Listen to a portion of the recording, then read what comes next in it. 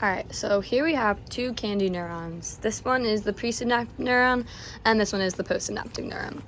So within one neuron, we have four main parts.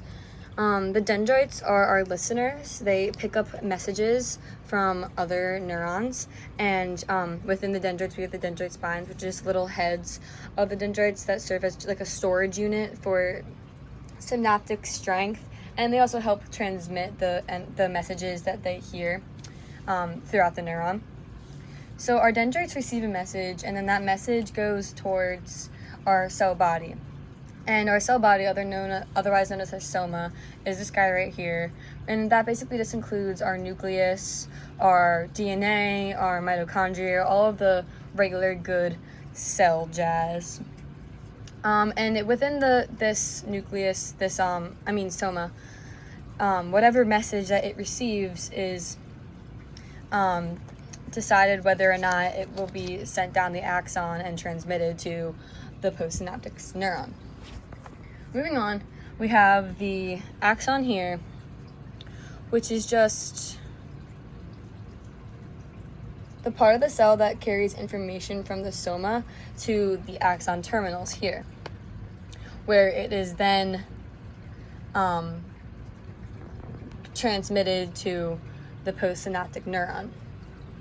Surrounding the parts of the axon are this fatty layer of tissue called the myelin sheath, which basically act as rubber around an electrical cord that helps protect the message that's being transmitted down the axon.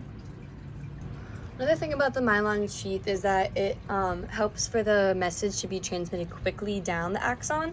And in addition to that, we have the nodes of Ranvier, which are little gaps in the myelin sheath that allow for ions to diffuse across the cell membrane, maintaining an electrochemical gradient that they need to make this transmission fast down the axon.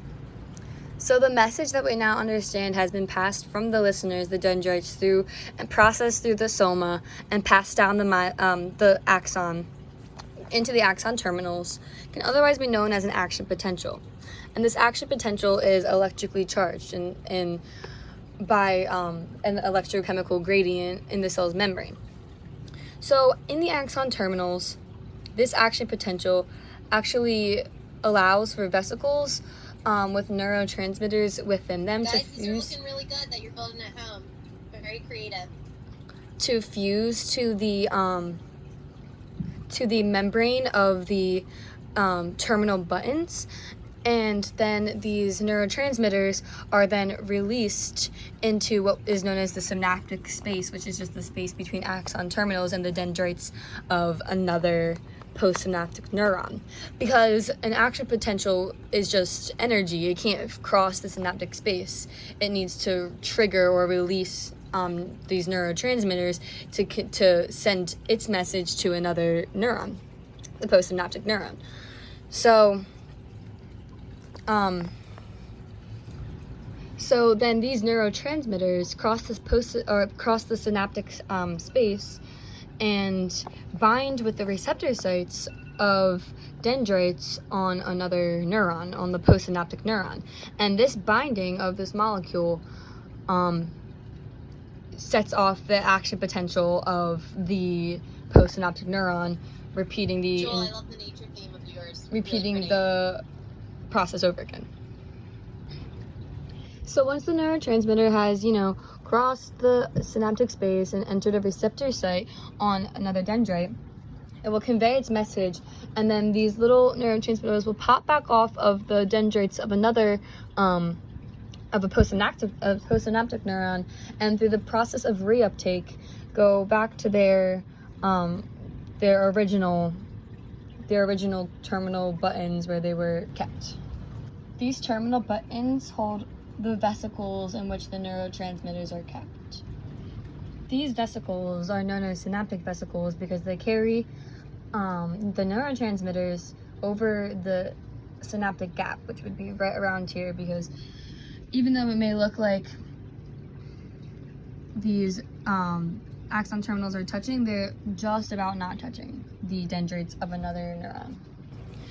Okay, so for an action potential to actually be transmitted, neurotransmitted through the presynaptic neuron, we first have to recognize that at its resting membrane potential, there is more sodium ions, more positively charged sodium ions than there are positively charged potassium ions outside of the cell than in the cell. So typically we consider the outside of a neuron to be positively charged and the inside to be negatively charged. And this idea, or this relationship, is called the polarization of the neuron.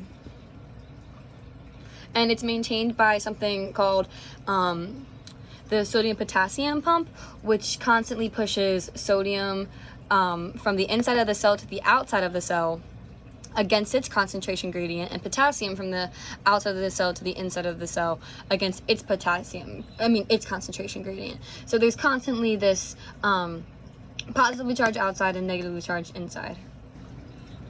So the sodium-potassium pump is not the only protein in the cell's membrane. There are other channels that facilitate the fusion of sodium and potassium inside and outside the cell. And in addition to that, other kinds of chemicals like chloride.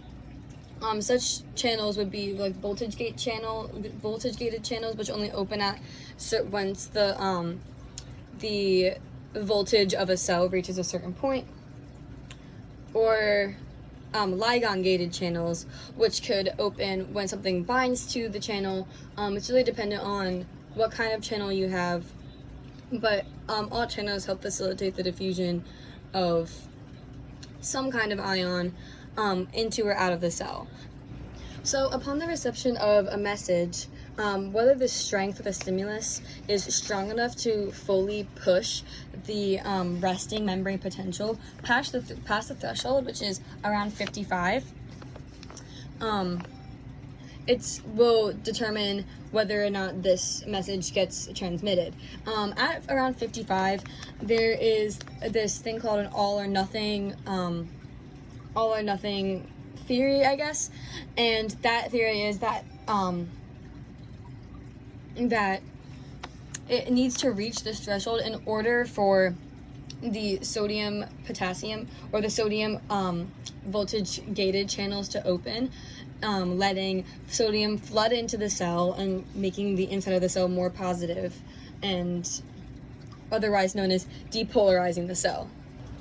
This changing current of or now the inside of our cell being more positive is what passes or transmits the message to the other cell, and actually gives a signal for the terminal buttons to release the vesicles, release the neurotransmitters that cross the synaptic space and bind to the receptor sites of the postsynaptic neuron. So on this chart here, that would all be seen in the depolarization. This would be the cell getting more positive as it passes 0 and even goes over 0 to become less negative, I should say, as it approaches 0, and then even becomes positive as it goes over 0. And then once it reaches its peak, these potassium voltage gate ion channels open, and then that allows for more potassium to flood out of the cell, making it less positive, bringing its charge back down, and in most cases, in all cases, I guess, even goes too far as to make the cell a little too negative, and what we know is a refractory period, which is just this period of time where the cell will be no longer able to receive or send any messages. It's just recovering, I guess. This refractory period is helpful for us not to be able to send these messages back to the stem body or receive the same message more than once. A weaker stimulus will tend to, if it has the ability to pass that threshold, it will still only ever fire at the same strength, but the thing that can change is the frequency of the neuron firing. So dependent on the strength of the stimulus, the more frequent the messages will be transmitted. For example, whether you just remembered that you left your oven on versus you see like a tiger running at you. A tiger running at you will definitely increase the frequency of the transmission of the messages from presynaptic neuron to postsynaptic neuron.